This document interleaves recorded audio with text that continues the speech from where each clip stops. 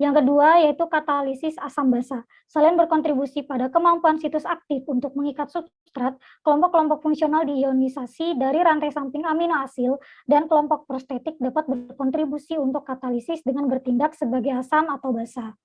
Yang ketiga yaitu katalisis dengan paksaan. Enzim yang mengatalisis reaksi lisis yang menyebabkan putusnya ikatan kovalen biasanya mengikat substratnya dalam suatu konformasi yang sedikit kurang menguntungkan bagi ikatan yang akan putus. Konformasi ini menyerupai zat antara keadaan transisi, spesies transien yang berada dalam keadaan transisi, atau titik setengah jalan dalam transformasi substrat menjadi produk.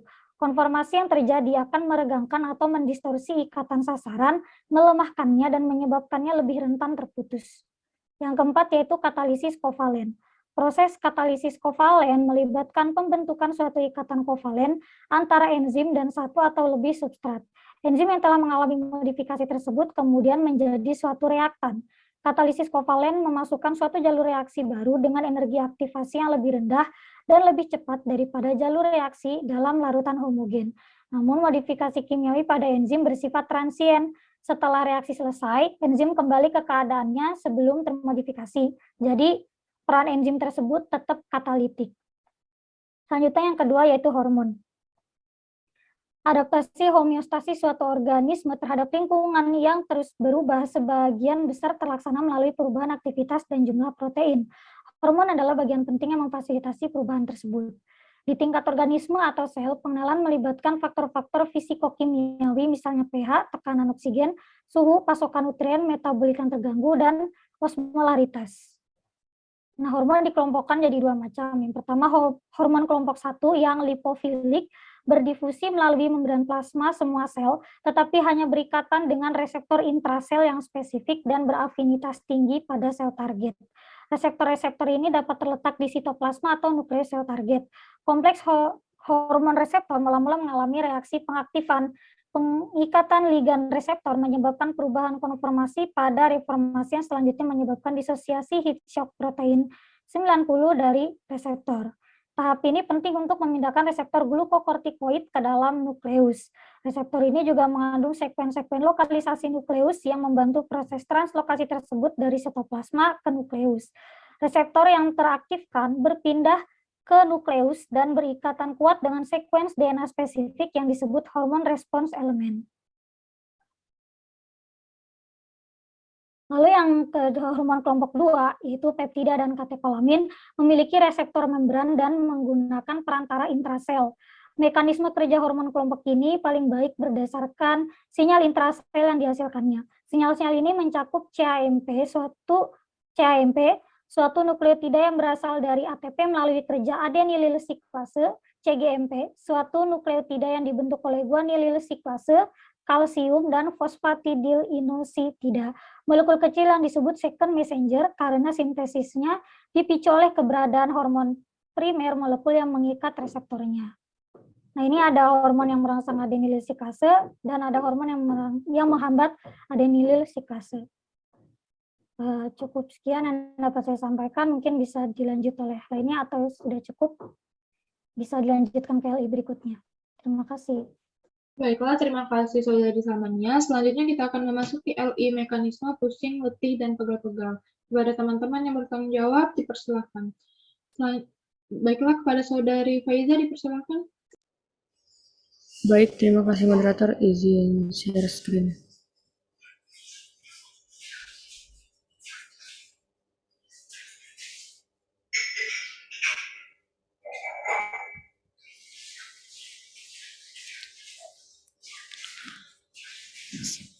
Sakit kepala. Sakit kepala merupakan keluhan utama yang sering disajikan kepada dokter. Setiap jenis sakit kepala mempunyai dasar organik, walaupun pada setiap terdapat juga faktor etiologi yang bersifat patogenik. Jadi kepala adalah rasa nyeri atau rasa tidak mengenakan pada daerah kepala dengan batas bawah dari dagu sampai ke daerah belakang kepala, area oksipital, dan bagian daerah tengkuk. Penyebab nyeri kepala banyak sekali, meskipun kebanyakan adalah kondisi yang tidak berbahaya, terutama bila kronik dan kambuhan, namun nyeri kepala yang timbul pertama kali dan akut, awas ini adalah manifestasi dari awal penyakit sistemik atau suatu proses intrakarnial yang memerlukan evaluasi sistemik yang lebih teliti. Rangsang nyeri bisa disebabkan oleh adanya tekanan, traksi, displacement, maupun proses kimiawi dan inflasi terhadap nocireseptor pada struktur peka nyeri di kepala. Jika struktur tersebut yang terletak pada ataupun di atas tentorium cerebelli dirangsang, maka rasa nyeri akan timbul terasa menjalar pada daerah depan batas garis vertikal yang ditarik dari kedua telinga kiri dan kanan melewati puncak kepala. Nah, berikut ini adalah mekanismenya. Yang pertama, rangsangan yang mengganggu diterima oleh nocireseptor atau reseptor nyeri polimodal dan mekanoreseptor di meninges dan neuron ganglion. Yang kedua, pada inervasi sensoris pembuluh darah intrakarnial atau sebagian besar berasal dari ganglion atau ganglion trigeminal. Di dalamnya mengandung neuropeptida seperti CGRP atau calcitonin gen related peptide, substance P, nitrit oxide, bradykinin, serotonin yang semakin mengaktifasi atau menstimulasi nocireseptor.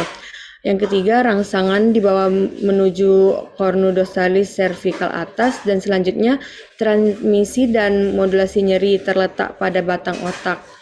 Selanjutnya, hipotalamus dan sistem limbik memberikan respon perilaku dan emosional terhadap nyeri, dan pada talamus hanya terjadi persepsi nyeri.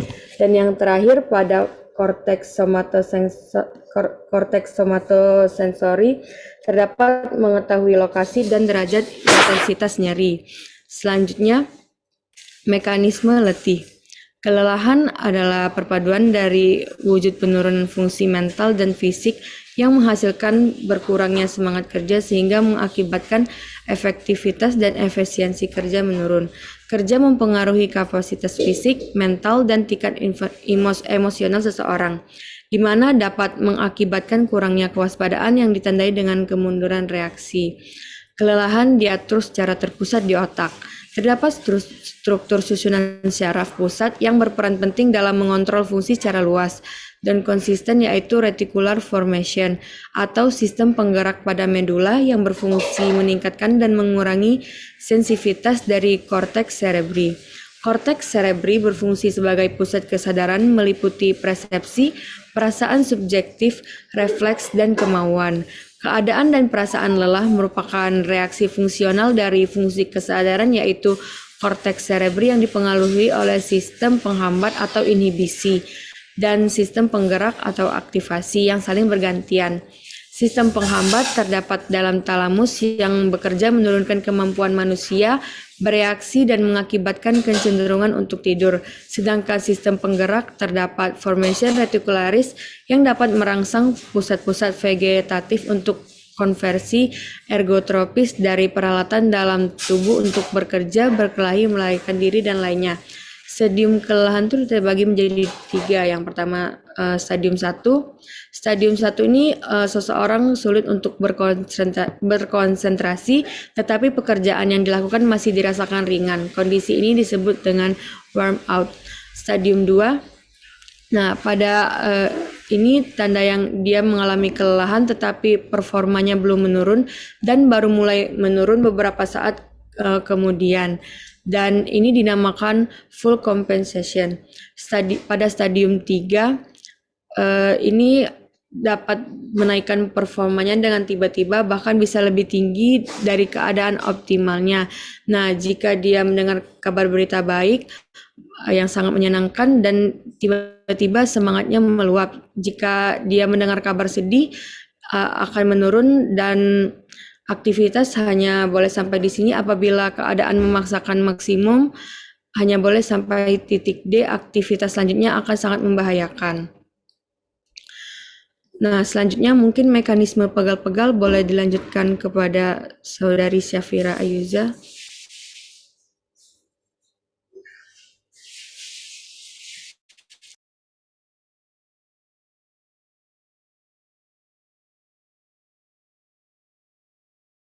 Kepada Saudari Syafira, dipersilakan. Baik, terima kasih moderator izin untuk share screen.